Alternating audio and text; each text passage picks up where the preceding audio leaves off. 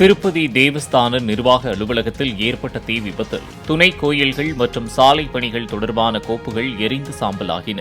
தீ விபத்தை கவனித்த பாதுகாப்பு ஊழியர்கள் கட்டிடத்தில் இருக்கும் தானியங்கி தீயணைப்பு உபகரணங்களை பயன்படுத்தி தீயை அணைத்தனர். இதுகுறித்து பேசிய தேவஸ்தான முதன்மை கண்காணிப்பு அதிகாரி ஸ்ரீதர், தேவஸ்தானத்தின் அனைத்து ஃபைல்களும் ஃபைல்களாக சர்வரில் பாதுகாப்பாக இருப்பதாக தெரிவித்தார்.